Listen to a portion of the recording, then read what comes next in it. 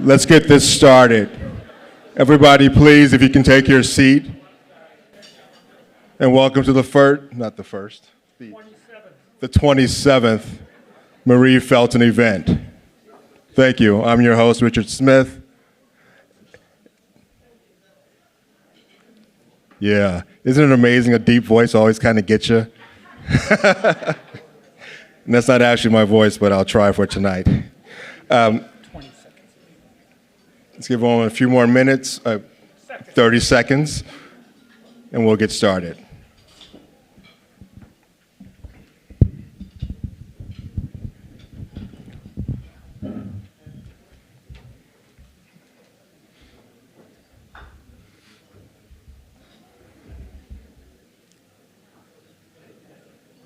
Awesome.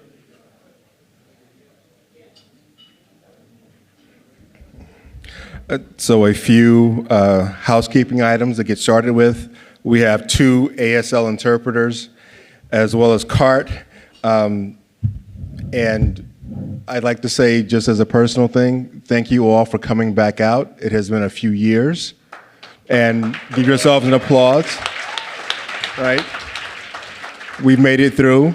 We've learned how to use Zoom, and we've got tired of Zoom and realized how much we love people and being in person. And so these kind of things to celebrate all the great work that you do is warranted.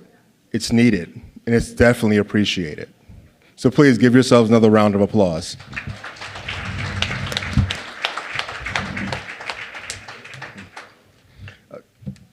First, I'd like to thank our host, the Common Care Alliance, and our platinum sponsors. Sorry, my apologies. Tempest and Kate and Phil Villa. Thank you, Kate and Phil Villa.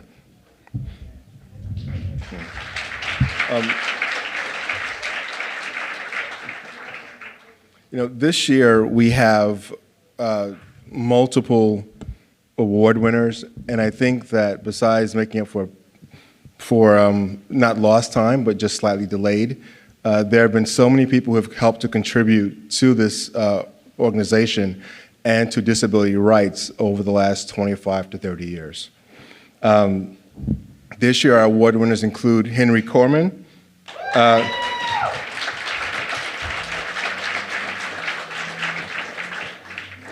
Nadia Valentine,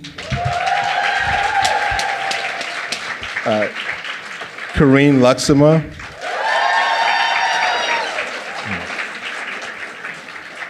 and Alex Green. And if you're not familiar with anyone, their bios are in the program, as well as videos that will talk more about the things they're doing and what they've done and how they came to be here and be applauded. And now, without further ado, I'd like to introduce the person who's been at BCIL running the show since 2002. I got that one. Since 2002, and personally friend who has actually beaten me in a race. Yes, he has, and that's kind of embarrassing because I was the once a state champ at 100 meters.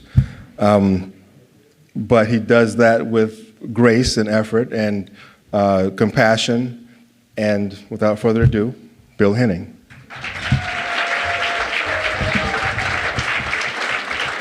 Thank you, Rich. Rich is a board member, by the way, and we definitely appreciate his contributions, and all of the board and everyone who's made this night possible. Again, I just want to give a shout out to the host sponsors, CCA and Chris Palmieri, the staff, Lisa Fleming, we've been with you since the start of CCA, Tempest, Kate and Phil Villers, our gold sponsors, 1199 SEIU. Are you here?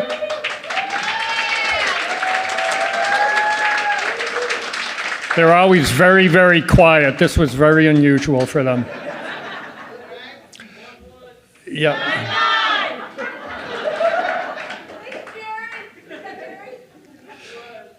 Boston Medical Center, Community Care Cooperative, gold sponsors, and our longtime superstar friends, Steve Rosenfeld and Margot Botsford, as well as many others. As Rich said, they're all in the program book. Thank you. Thank you very much. And kudos to all the award winners, Nadia, Corrine, Alex, and Henry. I'll be the first to say it here to everybody. Henry Corman retired from about 200 years of work at 5 o'clock today.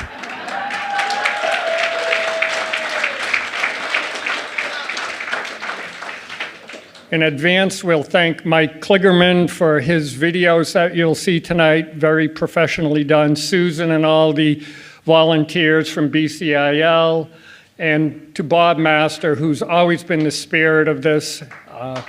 You're out there, Bob, and Bob will give closing remarks tonight. It is great to be here. It's been 4 years. The last time we were scheduled live was in March 2020. We all know what happened then. So we haven't been live since 2019. So it's just thrilling to be back. We do have folks on Zoom as well. Not everyone could make it here for a variety of reasons. So we are trying to be accessible in many ways, which is really our MO anyway. Just a quick note on BCIL. The organization is strong because of everybody, people like you, our members, our staff, our board, all of our supporters. We're providing great services to about 4,000 people a year across Greater Boston, speaking out on mass health issues, only about a dozen there, MBTA access, and fair and affordable and accessible integrated housing. So we keep it moving. We're even moving into climate change issues for people with disabilities. So the organization remains vital.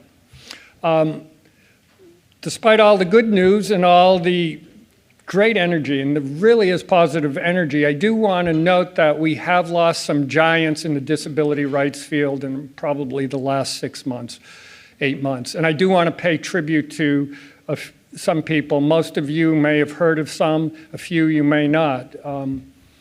In October, we lost Paul Spooner, a dear friend of mine who died unexpectedly. He's one of the all-time champions of independent living in Massachusetts. Many people know Judy Heumann died, an all-time champion in the United States. Actually, the entire world for disability rights died, I think it was in March. Unexpectedly. Neither of them were young, but they were vital. They were working like the day before or days before they passed. And just about 3 weeks ago, Eli Wolf died very prematurely. And those who may not have known Eli, just an amazing contributor to adaptive sports, sports for people with disabilities. You name it, Eli was involved in the sports field and other endeavors for people with disabilities. And then there are some people, and we all have people who pass, and we'll think of them. There's a couple other people I want to shout out who may not have been as known to everybody, and they're dear to some people here. Barbara Herbst died this past summer, and she was a champion, used to work at CCA, outspoken advocate for people with substance use issues, mental health conditions. She died unexpectedly. And Michael Ogg, a dear friend of one of our board members, a champion of really integrated health care for people with disabilities, died, I think it was earlier this month or at the end of March. So for those 5 people and anyone else you know, let's just have a quick moment of silence, please.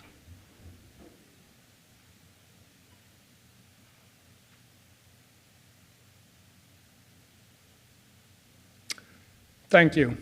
And I think we'll all carry on in the spirit of those 5 superstar champions and anybody else that comes to your mind. Tonight's about legacy, but it's about the work we're all doing. And to just sort of welcome you just a little bit more, we want to cue in Diana Hu, the BCIL board chair, who's giving a recorded presentation, but also watching tonight by Zoom. So Mike Kligerman, kick it off with Diana. Hi, everyone. I'm Diana Hu, BCIL chairperson, and wearing the classic red BCIL t-shirt with the bold words of advocacy, service, action that we live and breathe as part of BCIL. A warm hello to everybody joining tonight's Marie Feltin Awards ceremony. Thank you for your support and your strength. Special thanks also to our moderator, Rich Smith, and our host sponsor, Commonwealth Care Alliance. I join you all tonight from Zoom, something that we've come to know and love over the past several years. My lung capacity is 20% of where it should be, and I'm one of many people with disabilities and compromised immune systems who still remain careful, even quarantining to some extent, because we're at risk for serious illness with COVID. For so many of us, the pandemic is not over yet. So thank you to everyone who's made it this evening, whether you're in person or remote. Tonight, we come to celebrate Dr. Marie Feltin's legacy of empowering people with disabilities through person-centered healthcare.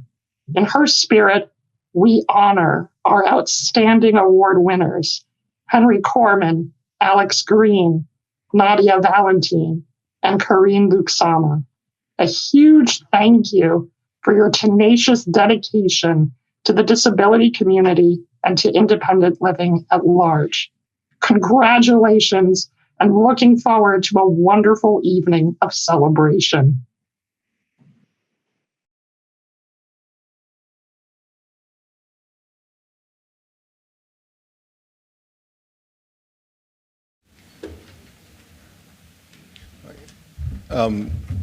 This year's celebration, I think, is many of you who've been familiar with it, we were across the street.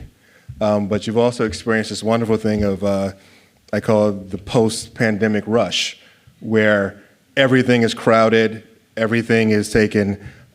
So we had to rush to get a better place or different place. Something's old, something's changed. We got a better place or a different place across the street, same area. I like the food a lot. I love those little sliders, right? We also incorporated the new, wherein we are incorporating this as live streaming as well as being recorded. The presentations are also recorded on video for you to listen to after. We also, as a function of fundraising, are now able to take donations via text. Not quite sure how that works, but it does. And an awesome event that we started a few years ago that is still happening is the silent auction. A lot of great things out there to bid on. My personal favorite is always the wine tasting. But definitely participate, and thank you. So, you know, the Marie Feltin video that we're going to show next has been around for some time. It has been adjusted, revised. There was even a conversation at one point about maybe doing it better or differently.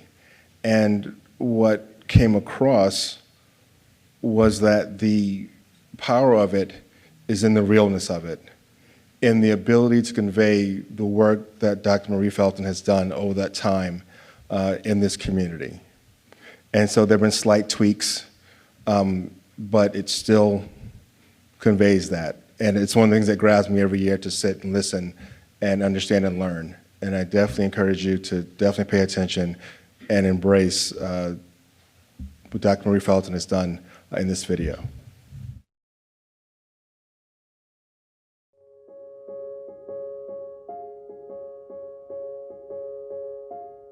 Marie was a passionate innovator and irreverent rule breaker on behalf of improving healthcare for people with disabilities. For the past 2 decades, the Boston Center for Independent Living has honored her memory by conferring an award in her name to remarkably inspirational people.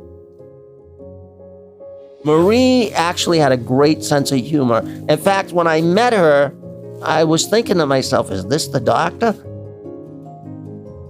When I met Marie, I'd not been disabled for a long time.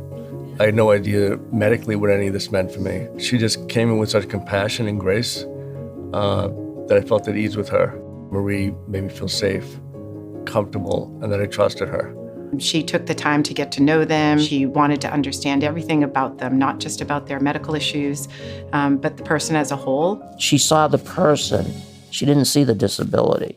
Okay, can we take a look at your leg? She was really thinking about that person as a whole, and she really took the time to understand people's barriers to care. Every individual with disabilities require different care, and we must work together in order to understand and provide the best health care possible. She was a pioneer of bringing healthcare into the home environment. She also fostered collaboration between care partners.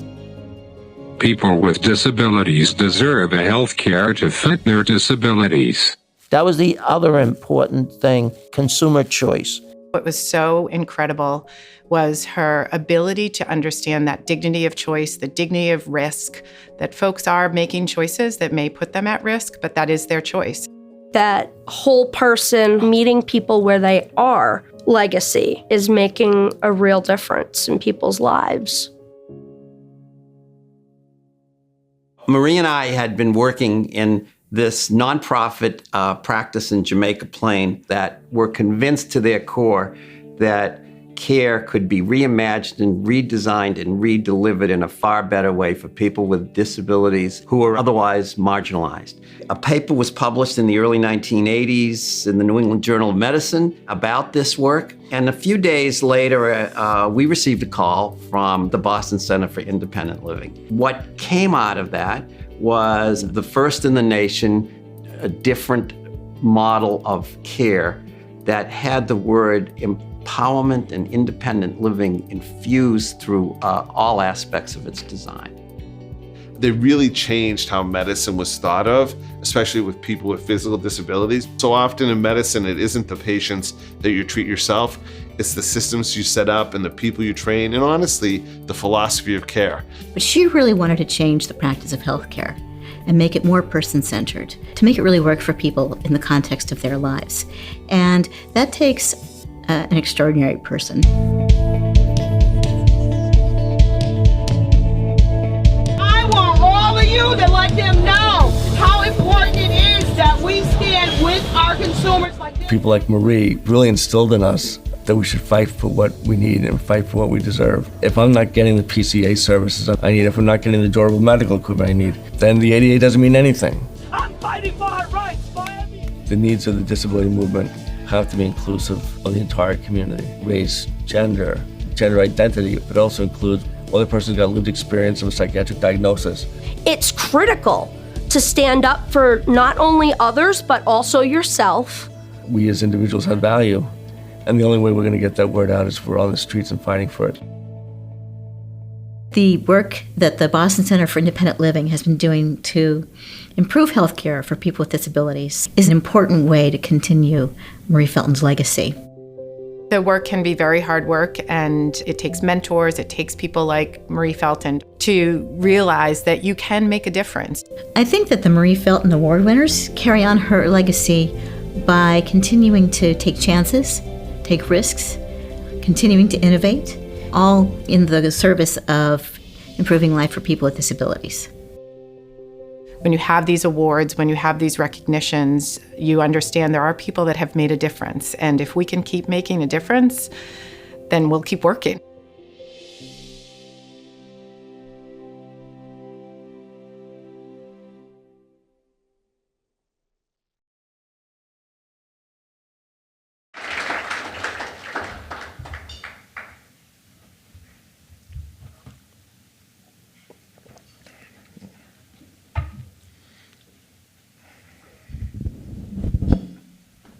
You know, normally you put together a set of notes and talk about things about people and how to introduce them. But I wanted to take this moment and make it a bit more personal. Our first awardee, excuse me, Henry Corman, is the first recipient tonight for the Marie Feltin Award.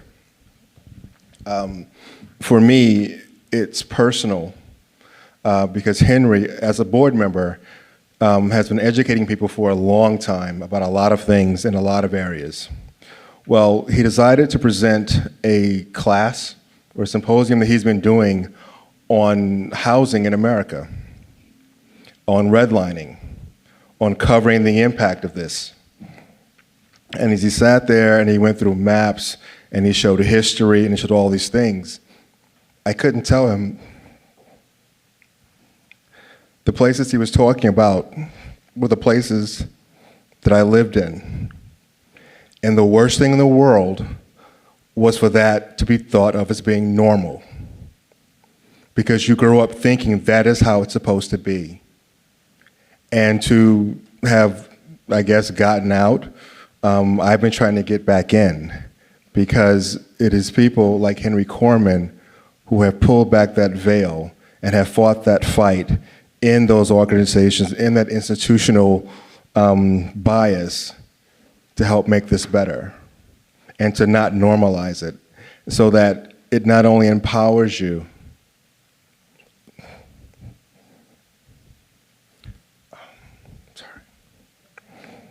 it encourages you to fight. So, without further ado, Henry Corman.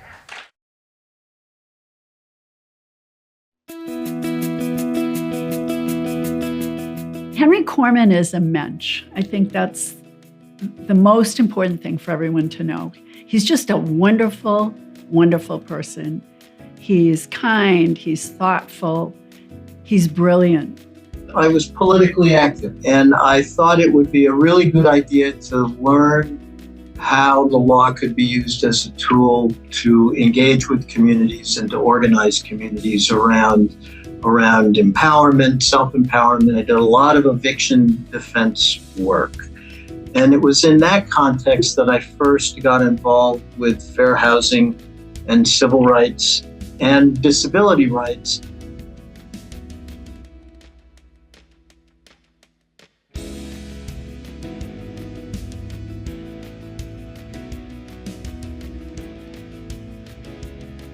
It was a terrible time, because if the laws had not been modified, hundreds of thousands of people with disabilities would never have achieved a home of their own, even though they were on waiting lists. It was a real crisis, because it was a crisis of access to affordable housing that not only facilitated housing stability for people, but also was a linchpin of their ability to stay in the community as opposed to winding up in an institution. But this is where I learned what a ballet dancer Henry could be when it came to finding ways to confront bad policy. We were able to file a unique complaint with HUD against HUD itself, using HUD's own rules and own laws. And that complaint resulted in enormous protections for people with disabilities that otherwise would never have occurred. The lawyers at HUD at the time were astounded that anyone would have even thought of doing that. I would have never thought of doing that. But Henry knew the regulations and the laws so well that it just came naturally for him to say, well, you know, we could do this.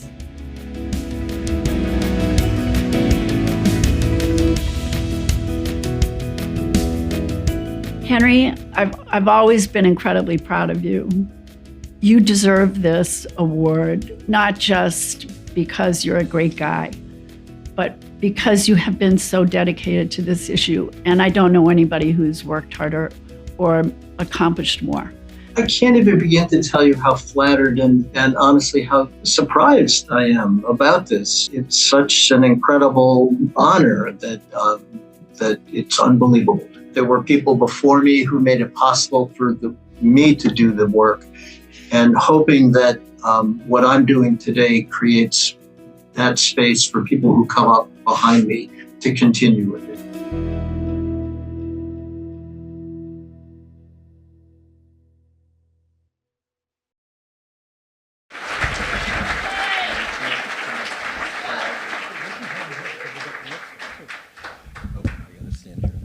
All right, so here's what it says. Henry Corman, for years of bad jokes at board meetings,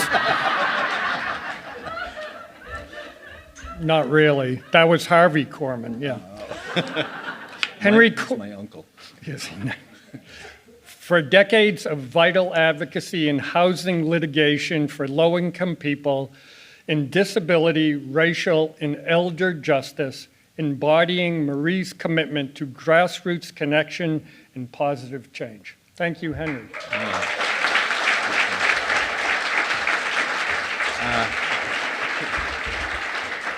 Well, I've known BCIL for almost 25 years, and I guess I'll say that I can't even begin to tell you how humbling and how proud I am. You know, Marie Feltin was such a champion, and to be a person who gets recognized in the same vein as her work is just such an incredible, it's more than a compliment. And I just want to say about BCIL and why I love the organization so much is because BCIL, will the staff people just put your hands up in the air that are here tonight? You know,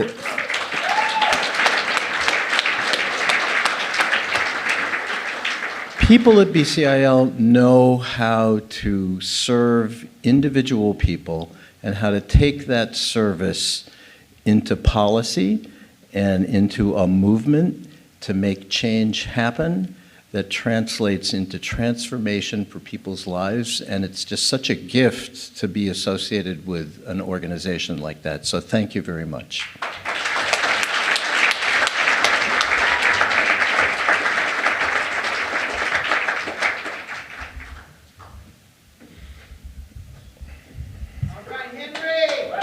Yeah.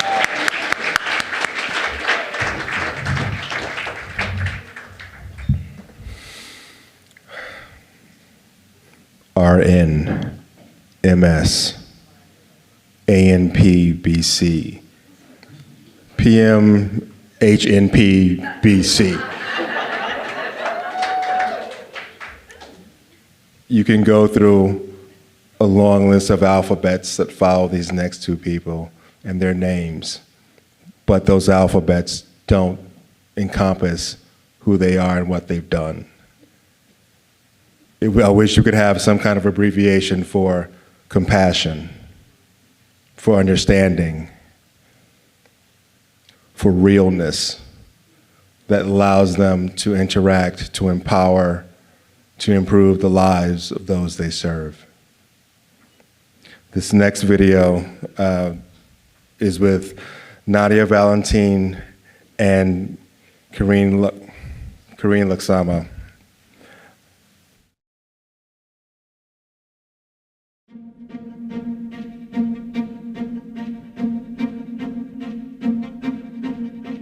I love Nadia.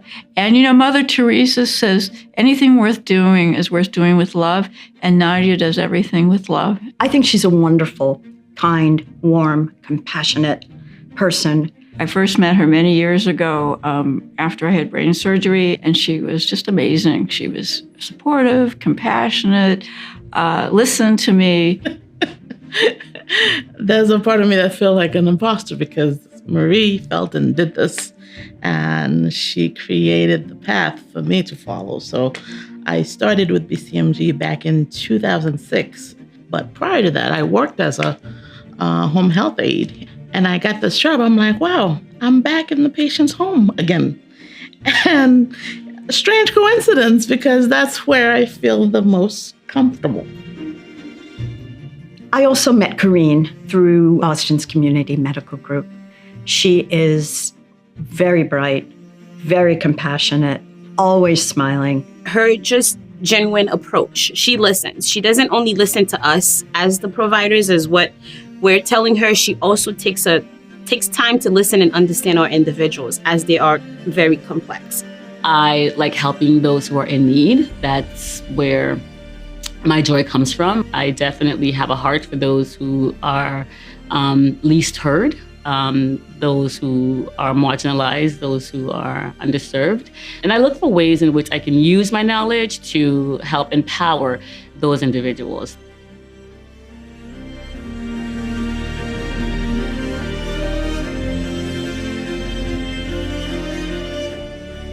They led a relief effort in Haiti that is meaningful to this day. They were the ones who spoke to the staff and asked them what they needed. Not just direct care to the patients, but also training this new staff that had no experience dealing with disabilities. Seeing my country in such a devastated state is something that will forever stay with me. My first job out of college, I was the supervisor of a group home. One thing I noticed when I would take clients, if there was like a change in their, health status, is when I would tell, providers, okay, here's her baseline and here's what's been going on, they wouldn't even listen to us. They would just keep going and then they would just say, okay, well, do this, do that, and do this. And it was frustrating because I'm with them sometimes, like 40 plus hours a week. And to have that overlooked and to be given, a recommendation that I already know is not going to be helpful because you didn't even listen to what we said was really frustrating. And then I got a job with Boston's Community Medical Group, working with individuals with disabilities, and actually became a clinician for many of those same clients I would take to appointments. And so now I knew what to do because I remembered what they did not do. And so I knew to listen to the staff because they were the ones who were with them the most.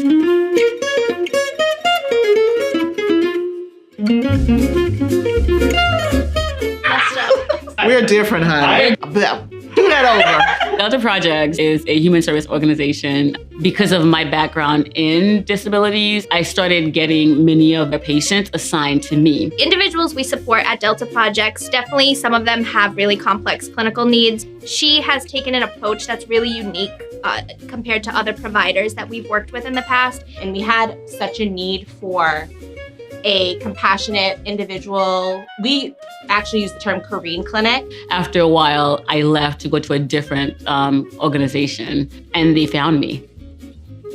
And then I left that organization, and they found me. Everywhere I went, they would find me, and they would come to that organization.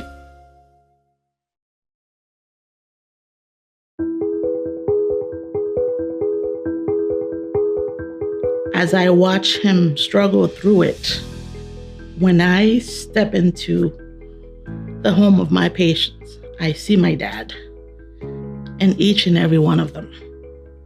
They have my complete and undivided attention because they deserve it. I worked as a hospitalist and then I work in pain management.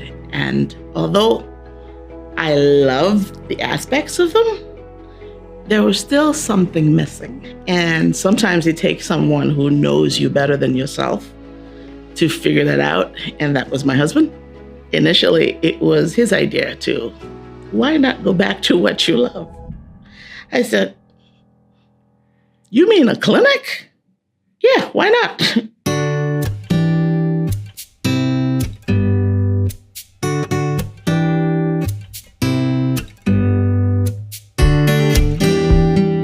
I was very, very excited when she started New Vision Healthcare.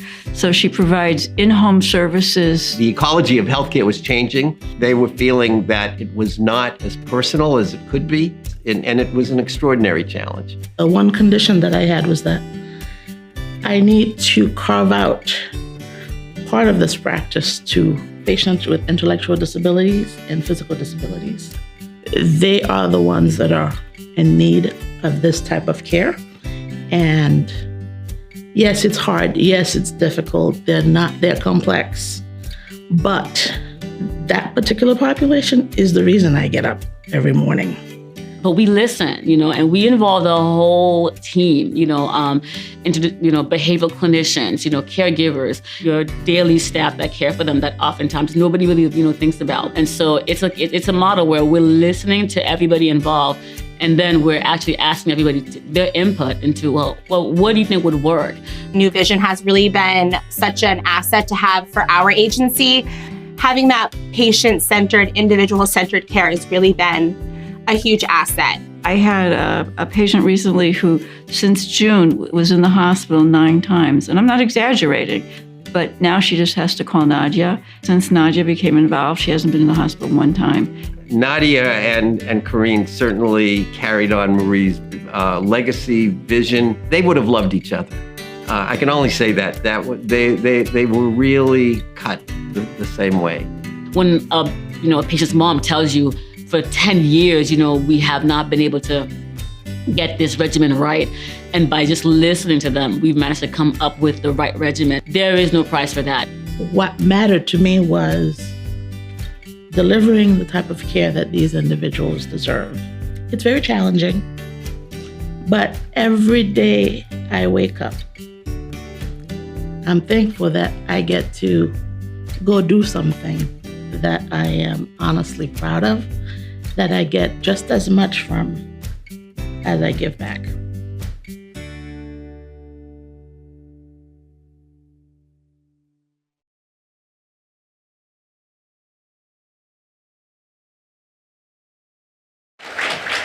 Karine, Nadia, come on up.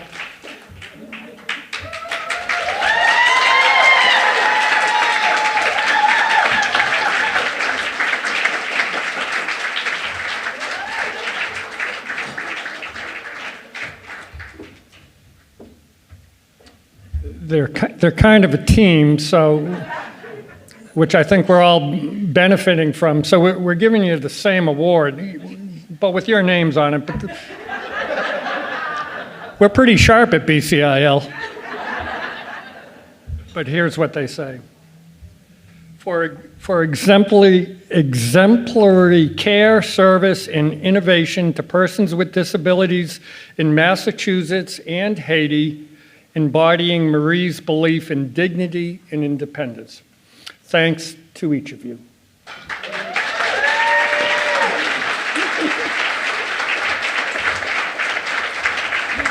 The mic's yours. Thank you, Nadia, for pushing me to go first. Appreciate not giving me time to come up with something while you spoke. Wow, thank you. BCIL, BCMG, Feltin, Marie, Bob, my family, Delta, all of you have one thing in common, and that is you would not leave me alone.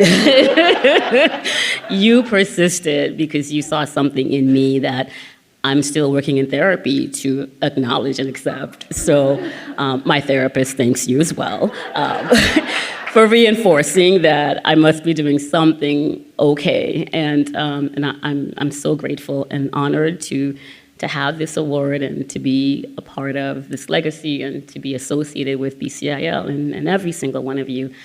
And I just want to steal Lauren Easton's quote, if I can do something that makes a difference, then I'm going to keep doing it. So thank you.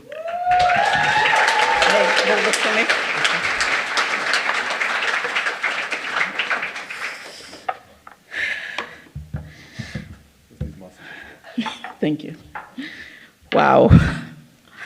I'm still in shock, but I'll try to be brief. Thank you so much to the board of BCIL and Mary Glover, Bob Masters.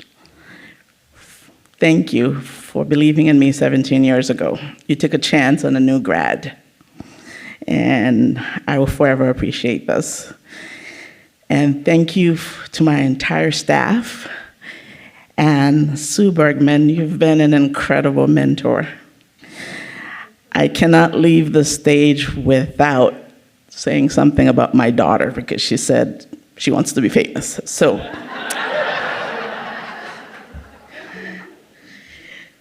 to my beautiful daughter, Naya, the world will not always offer you a seat at the table. When that happens, I want you to be fierce and create your own table. To the disability community and everyone here or on Zoom, together we will unmask the stigma of disability care. Thank you so much. Thank you. Thank you very much.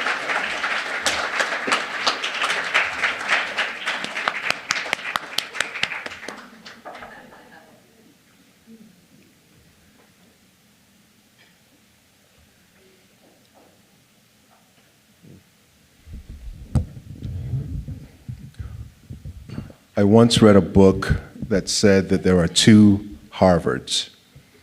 There's a Harvard that you get in because you are third, fourth, or fifth generation. And then there's a Harvard that you get into because you do the work, because you work hard. Now, what's interesting is when these two different classes come together, because those that do the work are now in a position to speak to power.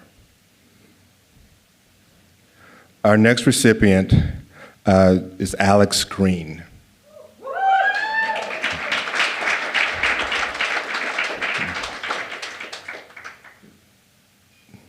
He continues to tell that story to speak to power.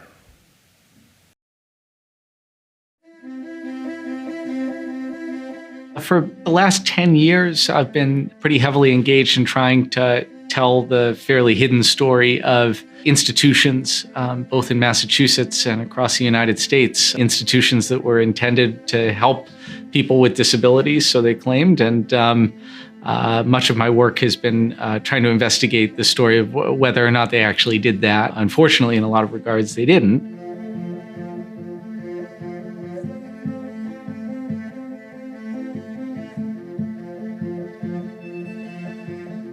I remember as a child, my parents and everybody always talking about how my sibling John was taken away by the state. My parents were told that they were going to bring him somewhere where they could care for him, and they were going to take better care of my brother medically and physically than we could as a family. And they didn't live through with their promises.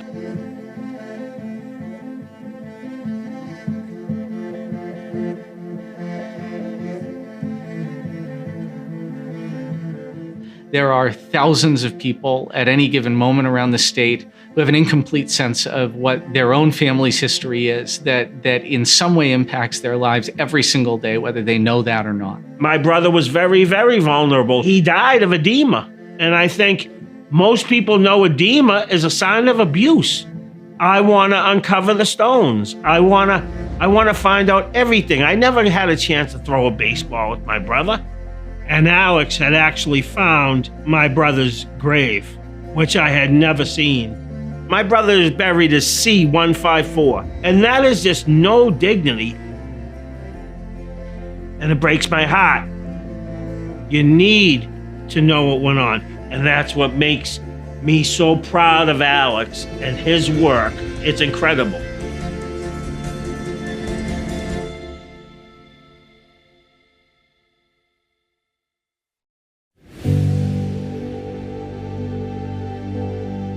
My work has really taken me across a large landscape of different areas, from teaching to advocacy to political work and legislative work and everywhere in between. It's just kind of mind-blowing to me to see what it has taken both individually and collectively with this massive community of disabled folks and family members and advocates from all over the state and all over the country to try to begin to lift the veil on this story and actually share it with people and make sure that it's not forgotten and that it's widely known and that it's more understood and it's something that we talk about and confront finally.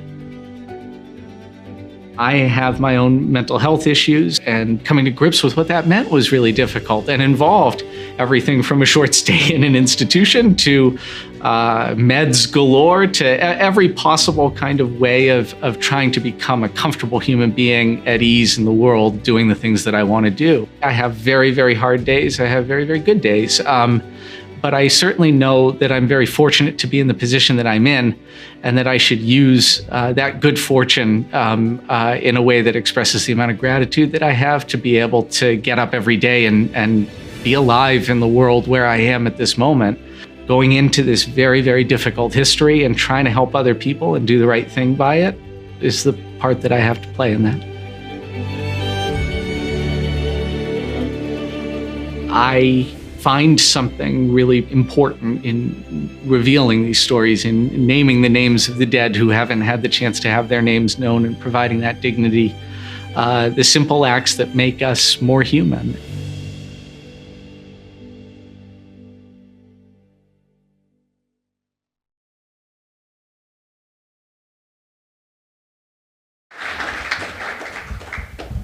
Come on up, Alex.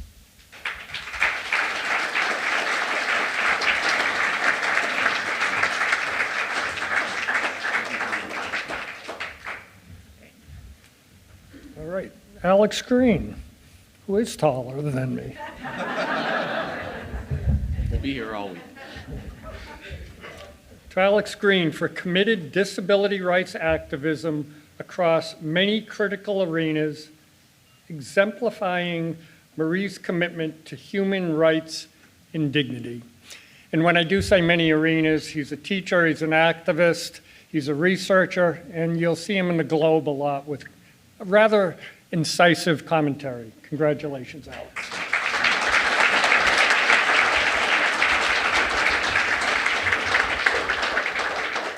Bill's teaching me how to run too, and it's not pretty. It's about as pretty as that. It's really hard to follow an edited version of yourself. Mike, thank you. That's beautifully done, and thank you for your kind words. I'll be brief. I mean, as I say, this is an all-community effort to do, but just some thoughts that occurred to me.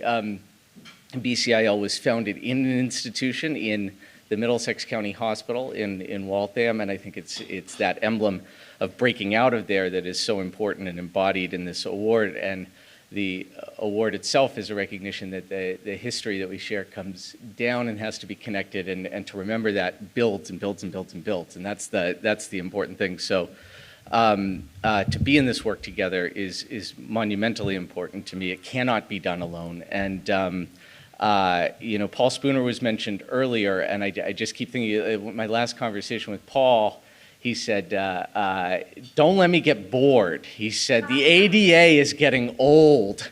We fought for the ADA. And he kept saying through this hour-long conversation, what is the next ADA? I'm putting this on you. I'm putting this on the next generation. What is the next big thing? Put me to work, get things done. What's the next big ADA?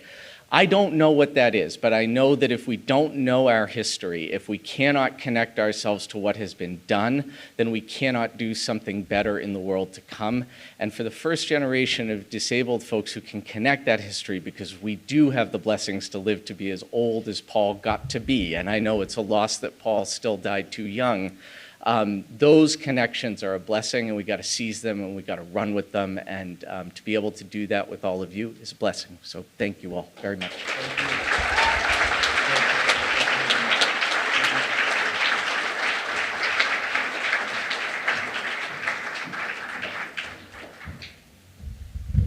It's hard to believe we're coming towards the closing, at least the formal closing, which is going to be delivered by Bob Master. I think if you don't know Bob, raise your hand. He's always kind of the unstated star of the event, and deservedly so. And still practicing medicine, pioneer there. Not everyone knows he was an in-country Vietnam veteran providing medicine in a terrible war, and he still carries on the fight. So Bob, come on up. The good fight, not the bad fight.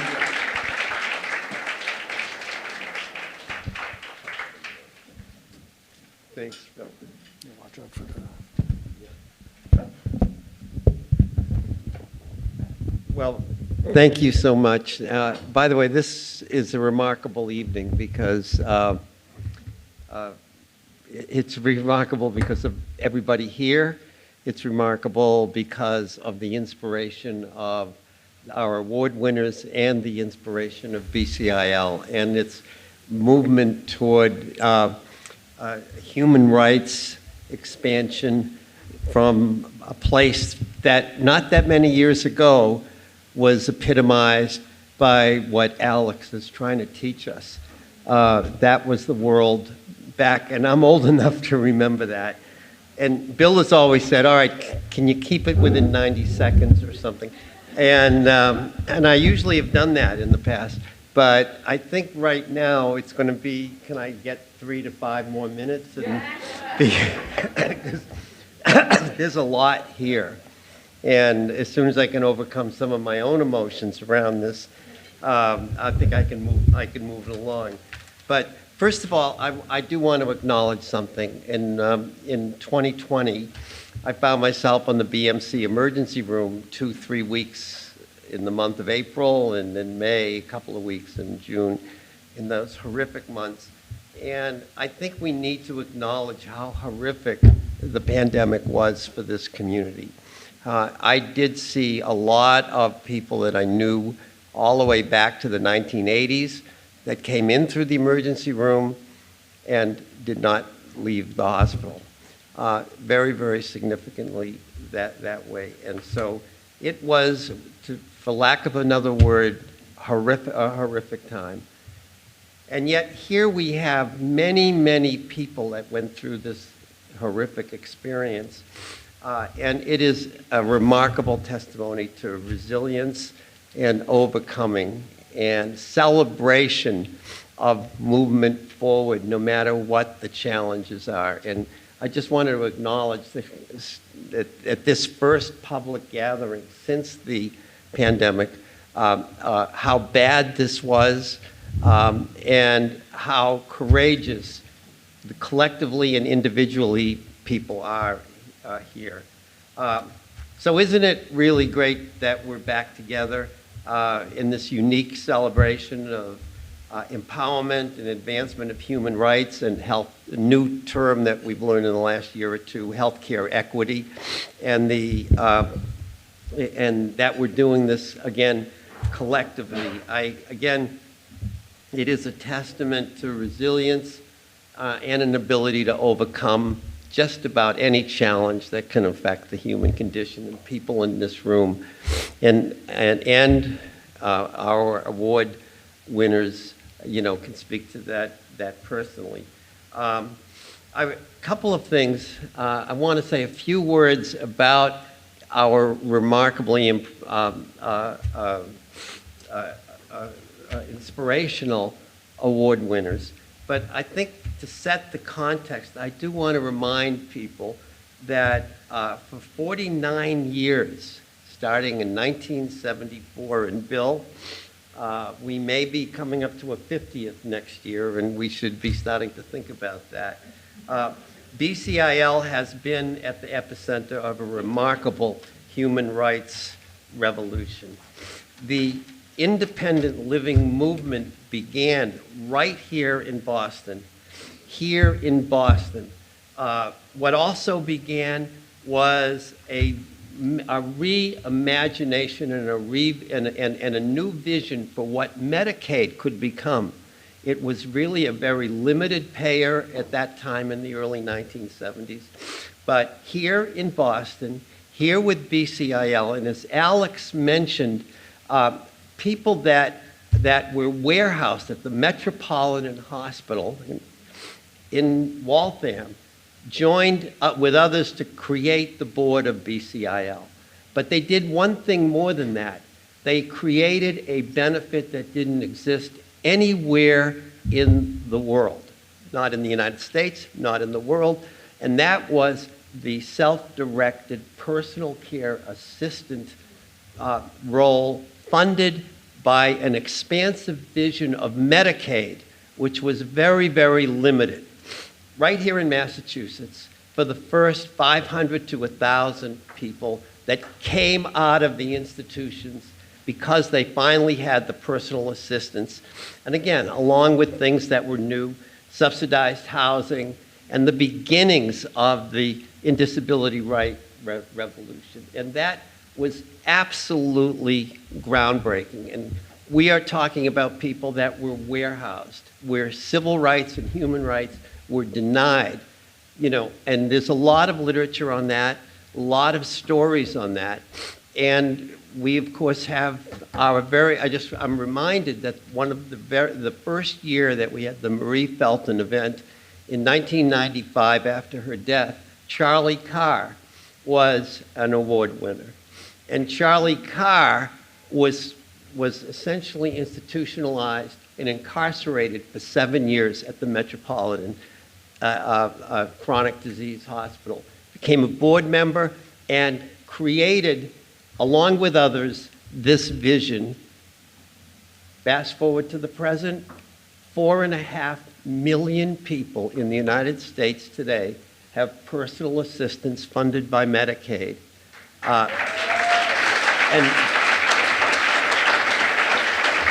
And millions, and that's just in the United States. This was the first benefit of its kind in the United States, but it was also the first benefit of its kind even in the National Health Service funded programs in Europe and Canada, and millions more in Europe and Canada. And that is a pretty amazing foundational legacy right here around that. So what we learned tonight, what jumped out at me tonight about the inspirational award winners is that expanding human rights vision is still alive and well, right? It has not run its course, and we've heard the stories of these individuals and their contributions. It has a long, long way to go. Alex Green, Henry Corman, Nadia, and Corrine, who are I have had just in my personal relations over many, many years, just an absolute gift to have them in our lives and in our work. So let me just start to say a few words about this to kind of be the capstone for the evening. Alex Green, educator, writer, historian, reminds us of a time not that long ago, it was in my lifetime, that these things happen, where people with disabilities were denied their essential humanity, absolutely denied their essential humanity. This is not a story in Nazi Germany. This is a story here in Massachusetts. And Alex, thank you for bringing this story home.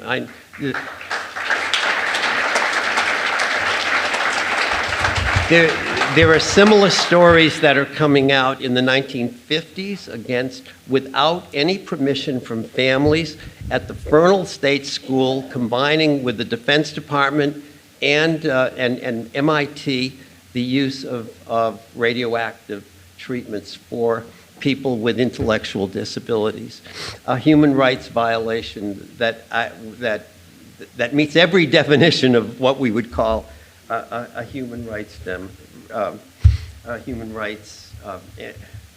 crime, for lack of a better word.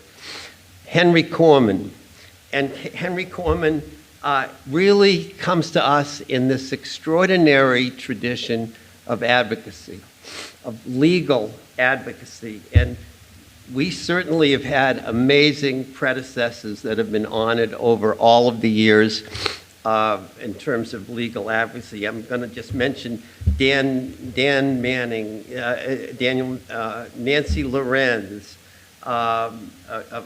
two of those. And of course, Steve Rosenfeld is the third, and I apologize, there are others, but that is using the law, using regulation, using that pulpit and that leverage to make changes. And obviously, Henry worked with HUD, which I can only imagine the arcane regulations that he had to internalize and deal with. In fact, I put it to trying to figure out how to write a history and physical for Medicare with all the documentation that we have to have in electronic medical records is maybe coming close in our world to the kind of stuff that Henry had to deal with. But what came out of it was affordable housing rights for tens of thousands of people through work that was pretty much anonymous to the rest of us. It was really in the trenches and pretty much anonymous and really worthy of honoring, absolutely. And then, of course, our own, and I say our own because unabashedly, Nadia and Corrine really were a part of the clinical practices that we were involved in. And what I want to say is really, it starts with values. And I think you heard the values from Nadia and Corinne, that they felt this absolute need, as did Marie, to leave the intimidation of a medical structure, a clinic, an outpatient department, and move into people's home. And Nadia said something in the interview that said, "I did this to get closer to people." But what that certainly does that. But if you think about medical care for people with involved disabilities that have been really the brunt of a lot of individual and human rights, abuse over the years, to have a fundamental change in the power dynamic where the home team is that person and the visiting team is the clinicians, is an absolute precondition. Not to mention all the things you learn as a guest in a person's home that you could never, ever, ever learn if you in the sterility of a clinic. And those values, that passion for people with disabilities, and I think for other populations, is absolutely groundbreaking in terms of the work that's being done. And I'm getting some nods here from the Feltin Community Care people, as well as people that have been on this journey elsewhere in this, there is something real and there's something magic about that Nadia and Corinne have captured. The other thing, if you saw the video, there's joy in this. There's a sense of joyousness. You saw the Delta Project with all these people, and it was like a party. And you know what? That a lot of that's Corinne. She walks into a room, and the next thing you know, everybody is uplifted. But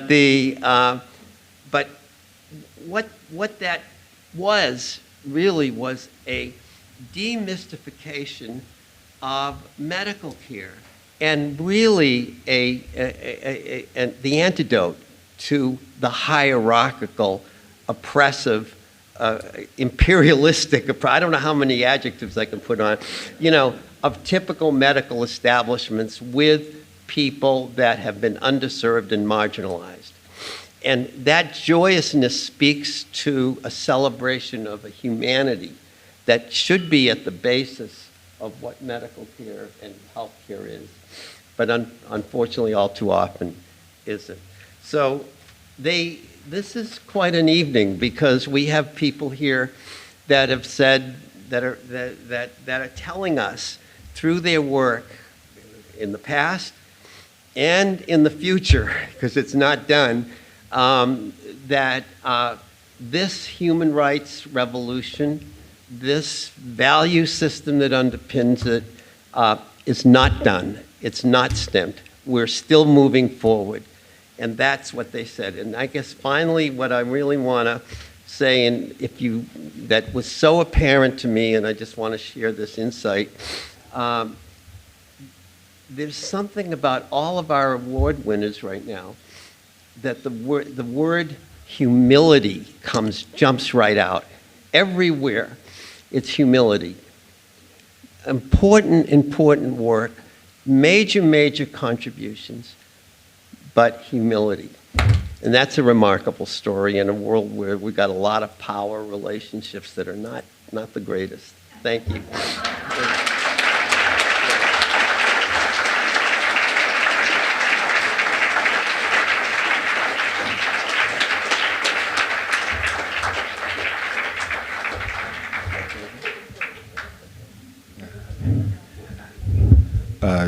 Thank you, everyone.